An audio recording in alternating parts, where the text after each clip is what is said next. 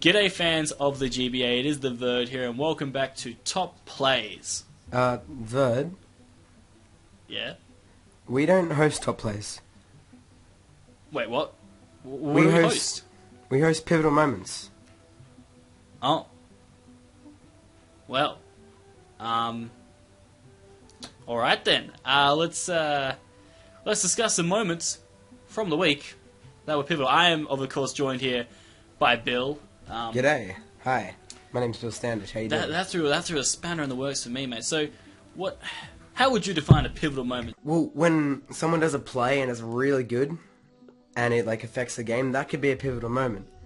That could also be a top play, but this also goes into parts of prep that really were effective during a game, as well as hacks that would have changed the way the game went in the end. Okay.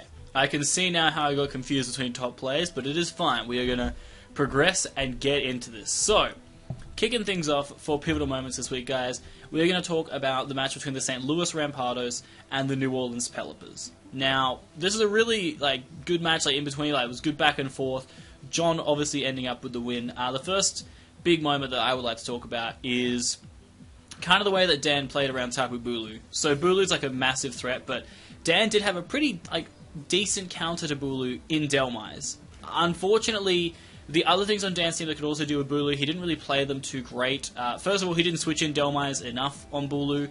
He sacked off his Toxapex against it, I believe, and then also didn't heal his Clef, which was massive because Bulu is such a terrifying Pokemon to deal with, and if you don't have ways to actually just come in and check it, it's going to just start wrecking your team. So I feel on Dan's part, that was really pivotal because if he had his Mons at decent health, being able to deal with Bulu a bit better and wear it down, that would have been a lot more beneficial for him. The other moment we're highlighting here is when John predicted the Z move from Terrakion on Milotic and switched into his Skarmory, sacking it, meaning that Milotic could be around in the endgame to take on the Feraligatr, which it did fantastically, winning John the game with that clutch burn right at the end. For sure. Now, moving on, we have our next game, which was between the Borussia Donphan and the San Jose Sharpedos. Again, really good game, really close. Just the nudging of the win here for the Donphan. One moment that I'd like to point out, I guess, was the way that Tom was dealing with, the Volt turn, or Volt switch combo, really. And the big crit that happened with Rotom Heat on the Nidoqueen. And the reason it was massive is because Nidoqueen was his best switch in to Magearna as well as Rotom Heat at that time. It was a really important Mon in general, so being able to get that crit weakened Nidoqueen to the point where it couldn't continually come in against these big threats, and it was allowing Lars to be able to wear it down to the point where then Magearna, late game, could just do some absolute bits. Tom also pulled some weird switches around Magearna, swapping Celesteela into it after his Vaporeon was in the field, meaning that it got hit with a very strong Volt switch. He also left his Zygarde 10% in on Magearna, meaning it died to an Ice Beam when he could have tried preserving it because it was a very strong win con at the end of the game. So moving on, we have the Milwaukee Swordsparks against the San Francisco Arcaninas. Now, a very shock win, I suppose you could say, for BattleRx here. But one of the big key points, obviously, was George's misclick of Giga Drain on Cresselia. If he had gone for the Bug Buzz, it would have done a monumental amount of damage, even if Cresselia had managed to kill Volcarona at that point. I think the damage from there basically would have allowed potentially a Scuffed Garchomp to knock out Crest from there. If not, maybe Superior could have 1v1 Crest since it was already weakened, but unfortunately that misclick above all the other hacks that did happen to George. I believe there were 3 full powers, and he also missed a Leaf Storm. Just all these things were very pivotal in his loss this week. Another pivotal thing for BattleX was he made some unnecessary sacks early in the game. He sacked Kartana to Togekiss because he thought he didn't need it, and he sacked Lycanroc to Garchomp, predicting it not to be scarfed.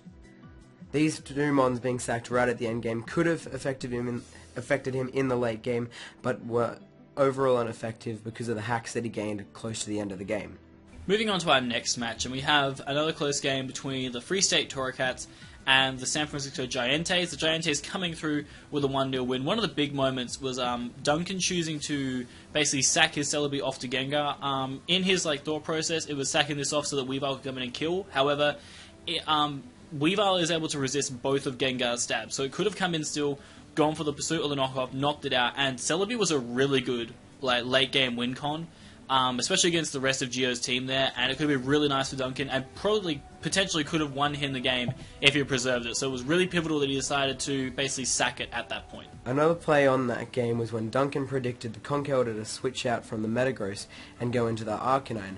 Duncan predicted this and he went for the EQ, getting a big hit on the Arcanine and knocking it out, meaning that the big threat that is an Arcanine was able to go down. Moving on to our next game between the Pittsburgh Parameters and the Alola Athletic. Was a really back and forwards game, but a few really unfortunate things happened for Tup. I guess, well, it wasn't really unfortunate. Tup made the decision very early in the game to keep his Nidoking in on Excadrill, potentially trying to expect the prediction that he would go into Tangrowth.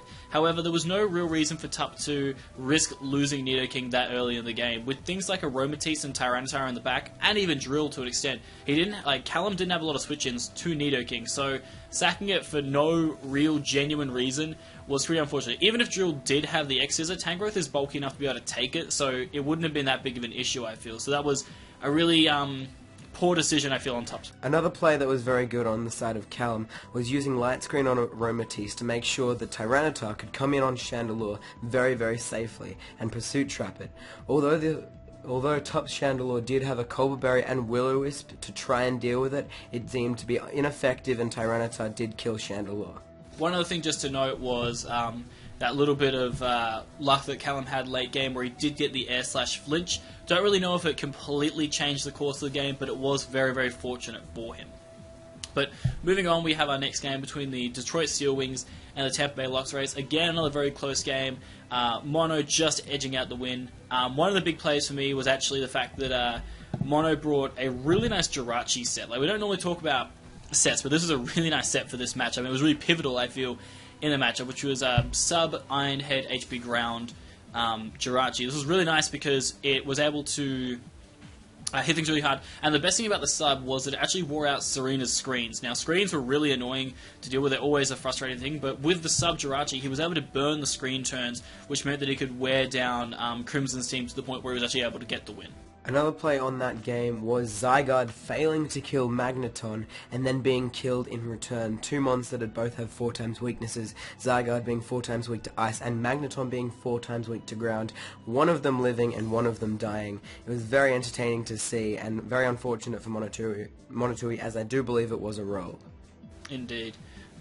Moving on to our next game, we have the Utah Jasmine against the Philadelphia Scizors. This ended actually in it was technically a 3-0 draw, but Cooper had healthier mons, ended up pulling out the win.